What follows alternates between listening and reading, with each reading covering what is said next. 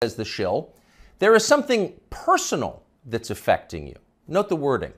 Personal, not of public concern, nothing law enforcement might be interested in, but personal, a sad family tragedy. That's the framing. And then this, a sentence choreographed to the letter. Your son, while there's no ties to you, could be charged by your Department of Justice. Got that? Well, there's no tie to you. So the answer is, in fact, in the question. Whatever Hunter Biden goes down for, and we know he is going to be charged because MSNBC said so, but when that happens, that's Hunter's problem. It's got nothing to do with Joe Biden. Rest easy, America. 5 days later, the Oversight Committee released its findings, and they were, in fact, devastating. Quote, bank records show the Biden family, their business associates, and their companies, their many companies, received over $10 million from foreign nationals and their related companies, the committee wrote. Investigators had, quote, identified payments to Biden family members from foreign companies while Joe Biden served as vice president and after he left public office. So actually there was something there. It was a scandal. Racketeering, money laundering, wire fraud, those are some of the crimes the Bidens seem to have committed, in addition, of course, to selling out the United States for cash. So what would happen to them? Well, Donald Trump had an idea, quote, they'll hit Hunter with something small to make their strike on me look fair. Trump wrote that about 2 weeks ago, and it turned out those were prescient words. This morning, Hunter Biden pleaded guilty to pretty much nothing. Biden pled to 2 misdemeanor tax evasion charges, then entered a diversion on a federal gun charge. That's it. As far as Merrick Garland's Justice Department is concerned, Hunter Biden is done. There was no pre-dawn raid carried live simultaneously on CNN. There was no perp walk, no handcuffs, no press conference. Above all, there was no felony. Hunter Biden, who broke federal gun laws, can still carry a gun. It's like it all never happened. In fact, the Justice Department just baptized Hunter Biden, a lifetime of sins washed away in an instant. It was a secular miracle. Most miraculous of all, Hunter Biden somehow escaped a FARA charge. FARA is the Foreign Agent Registration Act, and it is exactly what its name suggests. Under federal law, if you are acting as an agent of a foreign nation in Washington, you are required to register with our government to let everybody know. Well, for decades, pretty much nobody in Washington did register under FARA, and precisely no one was ever prosecuted for it. No one. But starting several years ago, the Justice Department began sending people to prison on FARA violations. The official explanation was, we're cracking down on foreign influence in Washington. And of course, privately, everyone in Washington laughed. They knew that was absurd. In fact, it's the opposite of the truth. Foreign powers have never had more power in Washington. Their agents are everywhere, in every federal agency and throughout business, down to and including in executive positions at various social media companies. The Biden administration knows all of this, and it's not a problem. In fact, it's their policy. From the administration's perspective, the concerns and the demands of, say, the Chinese government, or particularly the Ukrainian government, are far more important than the needs of American voters. We're cracking down on foreign influence. Please. The point, the only point of enforcing FARA, after decades of ignoring it, is to harass and imprison high-profile political opponents. Trump donor Elliot Broidy pled to a FARA violation a few years ago. So did Trump campaign manager, famously Paul Manafort. He went to prison. Last year, the DOJ went after Trump confidant Steve Wynn under FARA. But in the end, the Biden administration overreached so comically that the whole thing was thrown out by a judge. But they tried.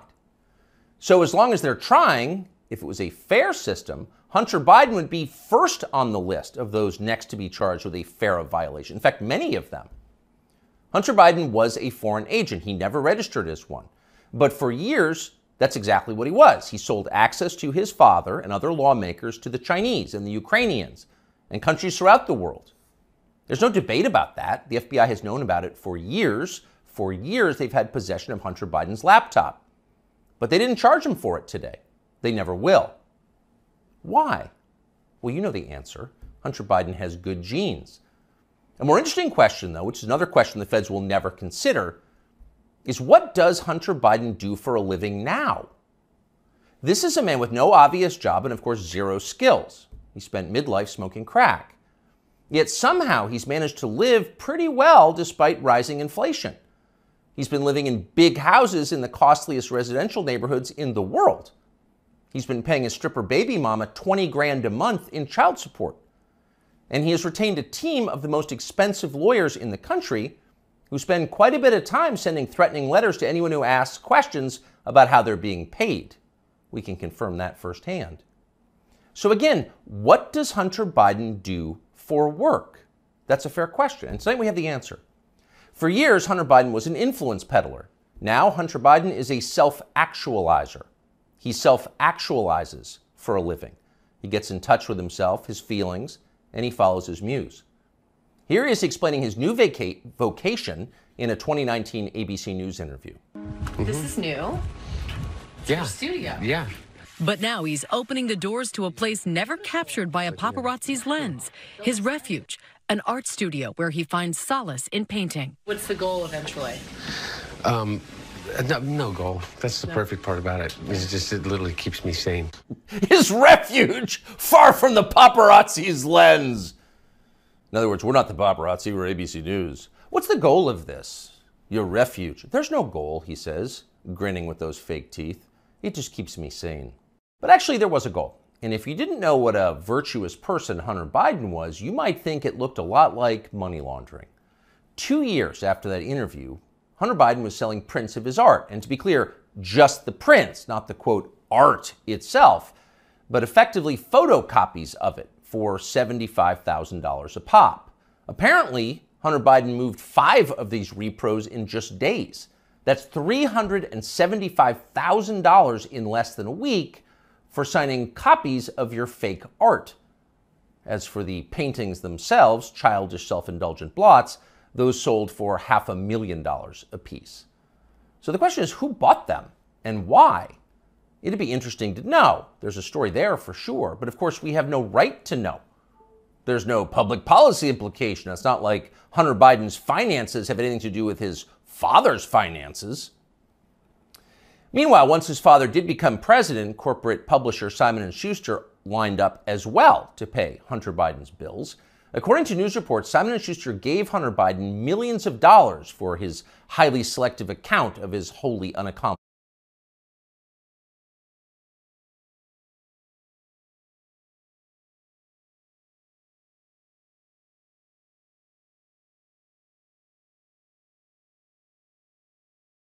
life.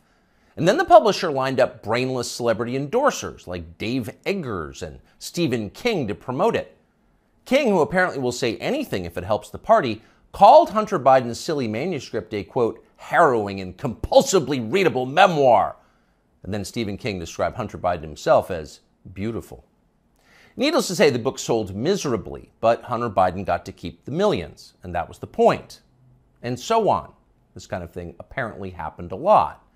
Again, there seems to be a story here, and we think it's probably worth learning a lot more about it and bringing it to you. In the coming weeks, we will. In the meantime, though, the question is, what can we learn from Hunter Biden's plea deal today? First off, the obvious. For the children of the people in charge, there are no penalties. There are only upsides. They're princelings. They can do what they want.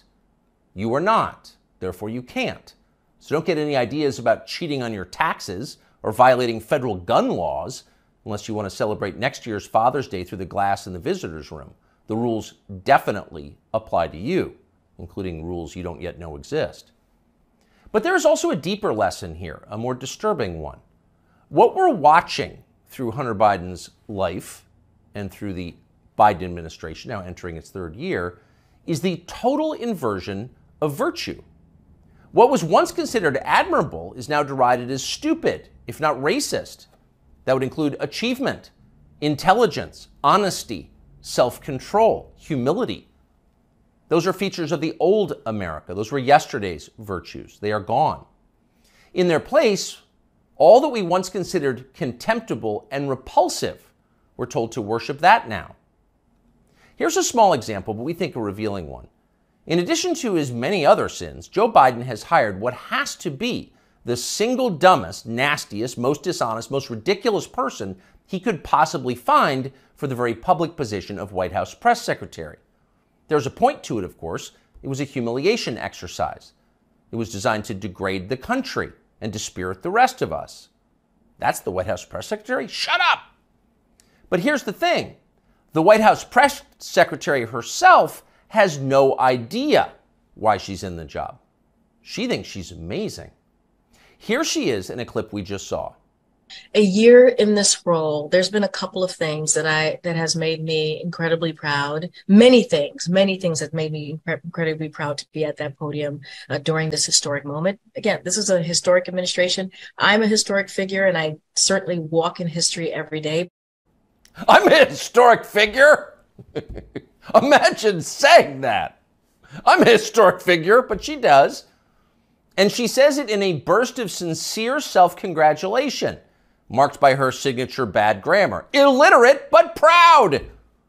Of course she's proud. Karine Jean-Pierre is now a historic figure, just like Hunter Biden is now an important artist.